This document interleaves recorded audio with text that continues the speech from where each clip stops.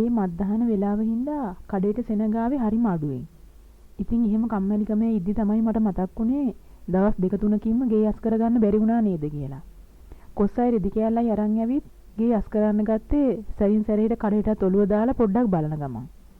දවස් ගානකට කලින් හොදලා ගෙනත් දාපු රෙදි ටිකත් නවා ගන්න බැරුව එහෙමම පුටු උඩ තිබුණේ. ඉතින් රෙදි එකින් එක නවාගෙන යනකොට තමයි බෝඩිමේ මල්ලිගේ ඇඳුම් 3-4කුත් ඒ අතර තිබිලා මට හම්බුනේ.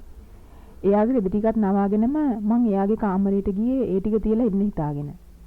ඒ ගමම්ම එයාගේ තැඩි වෙලා තිබුණ කාමරේ චුට්ටක් අස් කරලා ඇඳ ගසලා ආයි හැරෙන්න හදනකොටම තමයි මාව හැඩි දෙඩි පිරිමියක් දෙකකට මැදි වුණේ. මං සේපාලිකා. මගේ මහත්තයා නෙවිල්. මායි නෙවිලුයි කසාද බැන්දේ අපි දෙන්නගෙම දෙමව්පියෝ අපිට විරුද්ධ වෙද්දී. නෙවිල්ගේ අම්මා අප්පච්චිට හොඳට යමක් තිබුණා. හැබැයි අපි ටිකක් දුප්පත්. නෙවිල්ගේ දෙමව්පියෝ එයාට හෙව්වේ එයාලගේ මට්ටමට ගැලපෙන පවුලකින් කසාදයක්. ඒත් එයා මාත් එක්ක යාළු වෙලා ඒ වෙනකොටත් අවුරුදු 8ක් විතර ඇති. හැබැයි ඒක කවුරුවත්ම දැනගෙන හිටියේ නෑ. අන්තිමට එයාට ලොකු පවුල් වලින් කසාද හොයද්දි තමයි එයා අම්මලාට මං ගැන කියලා තිබුණේ. අපේ දුප්පත්කම ගැන අහපු වෙලාවේ එයාලා මට ගොඩාක් අකමැති වුණා විතරක් නෙවෙයි. අපේ ගෙවල් ගාවට ඇවිත් අපේ අම්මටයි තාත්තටයි බැනලත් ගියා මාව හදාගන්න කියලා. ඉතින් එදා අම්මයි තාත්තයි එයාලටත් වඩා කේන්තියෙන් හිටියේ මාත් එක්ක. තාත්තා කිව්වා උඹ උත් එක්ක තියෙන සම්බන්ධය නවත්තපන්. උඹව කපලා ගඟේ මූදේ දැම්මත් උඩ නම් අපි උඹව දෙන්නේ නැහැ කියලා.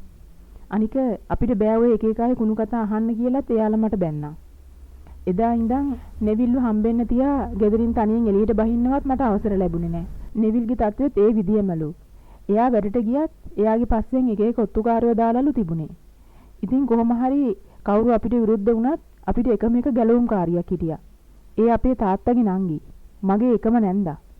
එයා අපිට හරියට උදව් කරා. ඒකටත් එක හේතුවක් තිබුණා.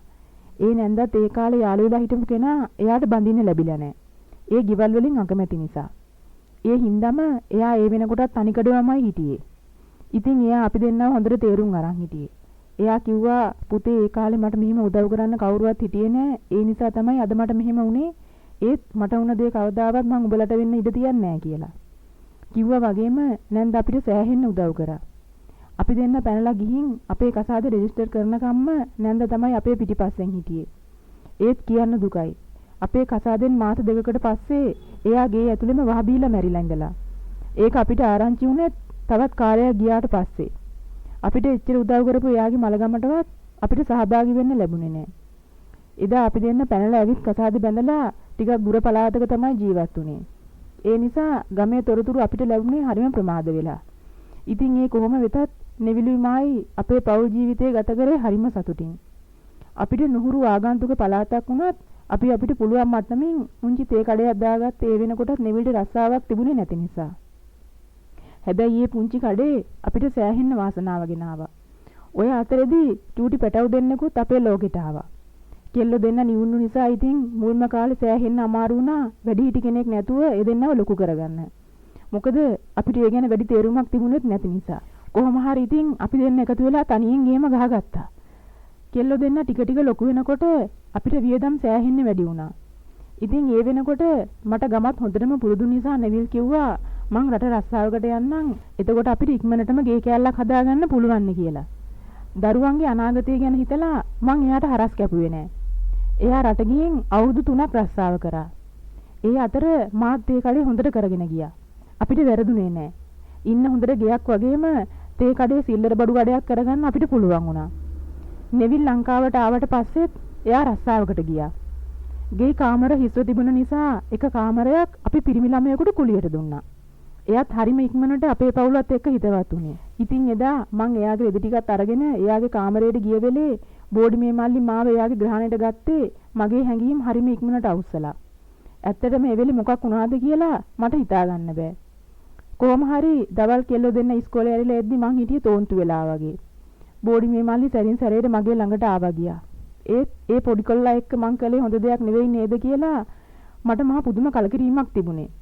ඒ ගතියෙන් මිදෙන්න මට දවස් ගාණක්ම ගියා. එදා මං හිතාගත්තා ආයෙනම් කිසිම විදියකින් මං ඒ වගේ වැඩක් කරන්නේ නැහැ කියලා. ඒත් බෝඩිමේ මල්ලිට ඕන උනේ මාව හැමදාම එයාගේ තුරුල්ලට ගන්න. මං බෑ කිව්වම එයා මට කියනවා එදා සිද්ධ වුණ දේ මං අයියට කිව්වොත් ඔයා මොකද කරන්නේ කියලා. ඒ විදියට එයා මාව බය කරගෙන දවස් ගාණක්ම මගෙන් සතුටු වුණා. පස්සේ මං එයාට අඬලා කිව්වා අනේ මල්ලි මගේ ජීවිතේක සෙල්ලම් කරන්න එපා. අයියා මං වෙනුවෙන් ගොඩාක් දුක් විඳපු කෙනෙක් කියලා. ඊට පස්සේ එයාට මං අපේ මුළු ජීවිත කතාවම කිව්වා. එදා ඒ කතාව ඇහුවට පස්සේ එයා මගෙන් සමාව ගත්තා ආයෙ කවදාවත්ම එහෙම කරන්නේ නැහැ කියලා. ඒ විතරක් නෙවෙයි. එයා එදාම අපේ ගෙදරින් යන්න ගියා. නෙවිල්ට කිව්වේ වෙන තැනක රස්සාවක් හම්බුන නිසා ඒ ළඟින්ම බෝඩිමක් හොයා ගන්නවා කියලා. අදටත් එයා ගියේ එක අපි දෙන්න විතරක් දන්න රහසක්. මං ඒ විදියට නෙවිල්ට ද්‍රෝහි වුණා නෙවෙයි. ඒත් මගේ තිබුණ දුර්වලකමක් නිසා තමයි එහෙම දෙයක් අපි අතර සිද්ධ වුණේ. කොහොම වුණත් මං ඒකෙන් පාඩමක් ඉගෙන ගත්තා. ආයේ කවදාවත්ම එහෙම වැරද්දක් නොවෙන්න මං අදටත් වග බලාගෙන ඉන්නේ. දැන් අපේ දරුවෝ ලොකුයි. නෙවිල් මම අපි දෙන්නත් වයසට ගිහින්. අද එයා රස්සාව නවත්තලා මාත් එක්කම කඩේ කරගෙන ඉන්නවා. එදා ඒ වරද ඒ විදියට හදාගත්ත නිසා අද මගේ ජීවිතේ මෙහෙම ලස්සන වුණා. බැරි වෙලාවත් මං දිගටම මේ වරදෙම හිටියානම් මේ වෙනකොට මොන විනාශයක් වෙලා තියෙයිද කියලා හිතනකොටත් මගේ ඇඟ හිරි වැටිලා යනවා.